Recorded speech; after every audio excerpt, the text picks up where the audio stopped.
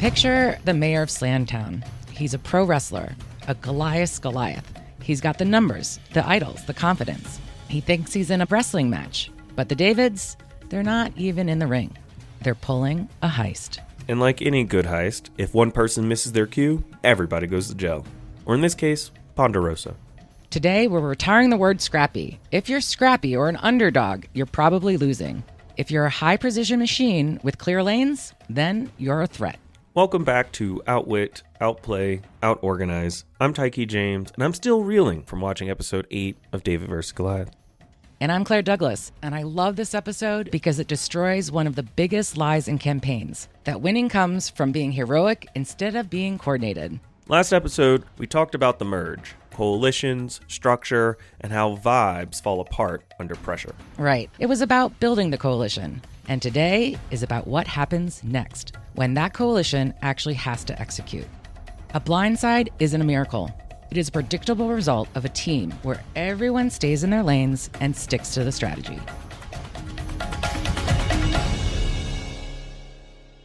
Okay, let's actually tell the story of what happened at this tribal council, because it wasn't magic, it was a heist. And every good heist starts with one question.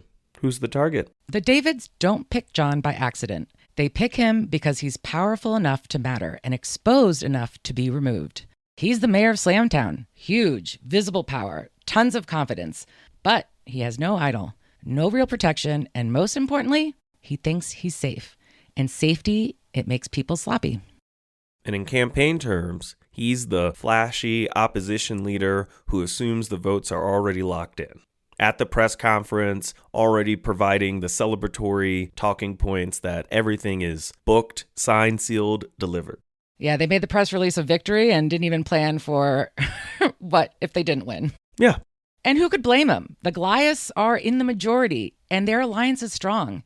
If all 7 of them are aligned on one person, the 5 Davids don't stand a chance. Or so he thought. Right. A normal vote guarantees the Davids lose. Which means they can't win with numbers. They have to be strategic. Through intel Nick gained from various relationships and bonds he has with Goliaths like Mike and Alec, the Davids have 2 critical pieces of information. 1, they know Dan, a Goliath, has an idol. So if they pile the votes on one person, Dan could play the idol and save a Goliath. And even more importantly, they know that the Goliaths are planning a unanimous vote against Christian. A blindside considering Christian's Berchacho alliance with 2 of the Goliaths already exist. Nick is the strategist who sees the whole board and designs the plan. He reaches out to Davey, who has a hidden immunity idol, and brings him into the fold. The whole plan hinges on Davey's cooperation. And here's the heist. 3 Davids quietly vote for John, while the other 2 vote for Angelina. Davey uses his idol to protect Christian, canceling out all of the votes against him. Since the Goliaths are all on the same page, their unity will be their downfall. Regardless if Dan uses his idol to protect a Goliath, the other one goes home. So either way, the Davids control the outcome without controlling the room. They use the Goliath's numbers against them. But this only works if no one breaks character. Christian has to look like the unwitting target, the decoy. Davey has to play his idol, and John has to feel completely safe. So everyone stays in their lane and executes their role. Christian's lane is a decoy. Stay calm, absorb pressure, and don't react. Nick's lane is strategy. He's holding the timing, making sure nobody blinks. And Davey has the advantage. And that's why it's such a great heist. If anyone improvises, changes the plan, or leaks, it fails. And as the saying goes, if you take a shot at the king, you better not miss. Or in the Davids case, you lose power permanently and you get picked off one by one. And that's pretty much what the Goliaths were thinking. But now let's talk about the moment it lands.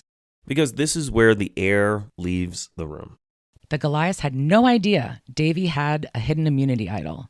After everyone votes, Jeff asks, if anybody has a hidden immunity idol and you want to play it, now would be the time to do so. Davey stands up. The Goliaths are confused, but panic doesn't really set in until he says, I'm nervous, Jeff, but I'm more nervous for Christian. This is for him.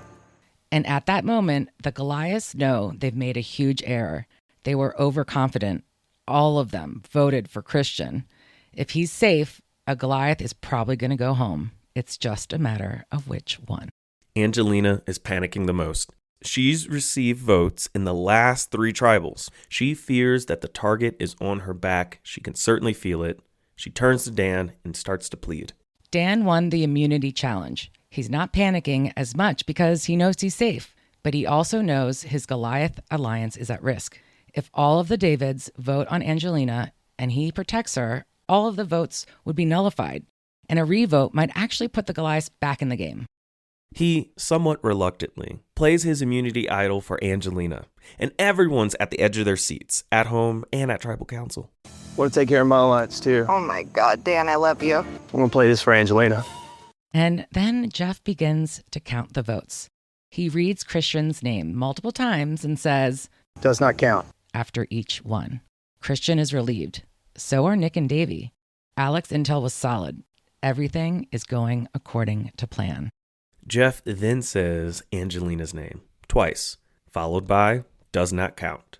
She's also relieved, and the Goliaths start to believe Dan made the right choice by protecting her. Then John's name is called. Everybody is shocked, including John. A second vote for John seals his fate. He's officially out of the game and on the jury. The Goliaths were visibly shocked, as I'm sure you were at home watching it live. I sure was, watching John stand up, stunned, and saying something like, "Good move, guys." And it ended up being me. Son of a bitch. And that's the sound of visible power realizing it was never in control. And that's the heist. Quiet execution, perfect timing, and a room full of people who didn't realize they lost until it was already over.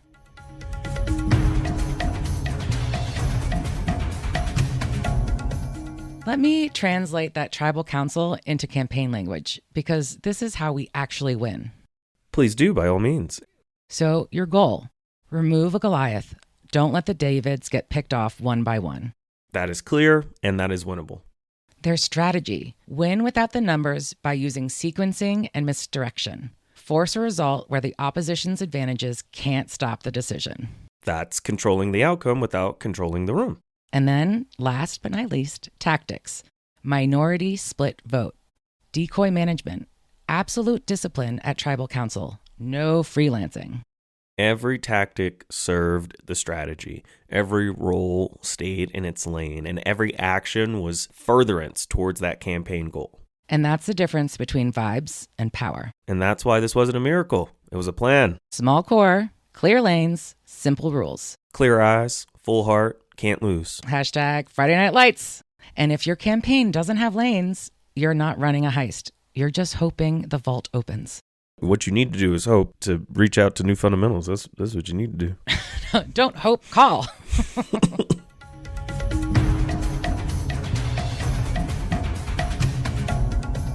So let's talk about the minority split vote. 7 Goliaths, 5 Davids. On paper, the Davids should be toast. The math is very clear. It's not mathing for the Davids. But they don't try to overpower the Goliaths. They out-coordinate them. This isn't chaos. It's choreography. Nick Wilson is the strategist. He holds the theory of victory. Strategy is all about knowing when to pull which lever. Davey is the manager. He finds advantages and manages trust and day-to-day coordination so no one leaks. The plan only works if the plan stays the plan. And then there's Christian. He's the issue expert and the decoy.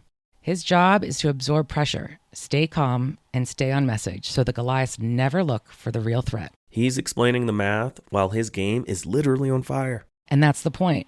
If Christian tries to be the strategist, he's too close to the fire. If Nick tries to be the decoy, he can't see the board. If Davey tries to do everything, someone's going to leak. When I see campaigns where their lead scientist is also writing a press release, managing donors, and setting strategy, that's not versatility. That's a bottleneck. You're not scrappy. You're running in too many lanes.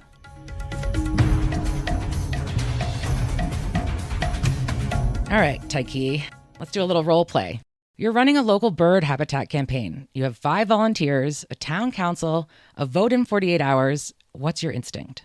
Honestly, group chat. First message, everyone help with everything. Okay, obviously wrong. Think like the Davids. Okay. Restart. First move, naming. How do we make decisions? That's right. Name the table. So who do you have? I've got Priya, Jesse, and Erica. Good. Now name the lanes. I own the advocacy planning. Erica is the policy expert with habitat data. Priya owns comms. She has the media relationships. Exactly. And if two people own a lane, no one owns the lane. Well, what if two people want to help with comms? One leads, one backs up. Distinct lanes. Or one handles the translation into another language while the other handles the media outreach.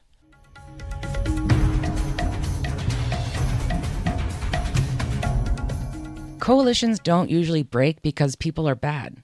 They break because lanes weren't clear.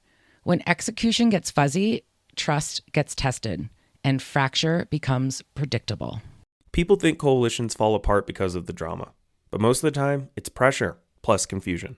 Exactly. Pressure spikes. The clock speeds up. Someone starts to freelance. Someone else feels sidelined. And suddenly, it's not about the vote anymore. It's not about the outcomes, the campaign. It's about power. And that's when people say, I thought we had a plan. I mean, you did. It just wasn't operational. And when coalitions break, repair isn't just relational, it's structural. Meaning, I can't just say, hey, team, let's communicate better. Right. Structure is what holds up trust under stress. Which is why today is about prevention. Exactly. Clear lanes don't just help you win, they reduce harm. Reducing harm, that could be a whole nother episode. Yeah, and it will be when we get there. Welcome back to Winning on the Wing, and today's bird fact comes with a whole ecosystem attached. Oh, good. Nature is about to explain why half the coalitions I see are chaos goblins. Go on, Tykee. In nature, I don't know if there are any goblins, but in nature, birds and animals don't just wander around doing whatever. They have evolved into lanes, ecological niches, if you will. They have particular jobs in the environmental system. Take the Cooper's hawk. Built for tight forest spaces, has short wings, making precision turns easier and hunting more possible between trees. Now look at the turkey vulture. A large bird soaring high with a really great sense of smell. They can find carcasses of other animals, and that supports decomposition in the ecosystem. They can share the same sky, but they have very distinct lanes. And neither bird is better. They're just optimized for different terrain and different outcomes. That's exactly what we see with partners at New Fundamentals. We work with a coalition, dozens of organizations, smart, experienced, deeply committed, and completely stuck. Not because anyone was wrong, but because everyone was trying to be the same bird.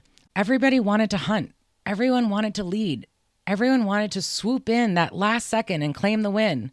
No one wanted to be the turkey vulture, tracking the big picture, managing the long game, or cleaning up structural messes no one else wanted to touch. Or, in this case, carcasses. And what is the other word for it? Carry on, yeah. Yeah, that. It's not something that I would complain about in nature, but in campaigns, it's possible to have too many hawks.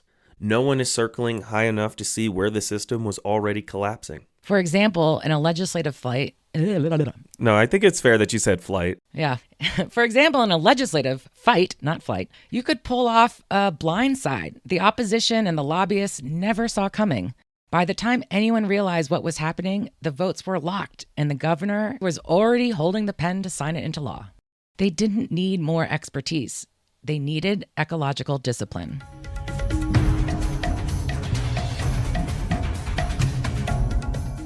So here's your power move. You can download the core campaign roles template from our Substack. And don't just admire it. It was created very wonderfully. But put names in those boxes. One role per person. No general support. If a box has no name, that's your vulnerability. If a box has 3 names, that's your internal friction. And you know you're done when every lane has one owner and everyone knows their cue.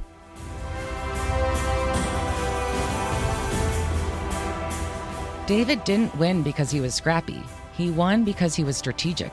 And everyone knew what the plan was and how to execute it. That is just what happens when you outwit, outplay, and outorganize your opposition. If your campaign feels like a scrappy underdog story and you're ready to turn into a high-precision heist, email us at hello@newfundamentals.com. And don't forget, Hit follow, share, subscribe, and leave us a review. That's how we find more average people who are ready to win. Until next time. Outwit. Outplay. Out-organize.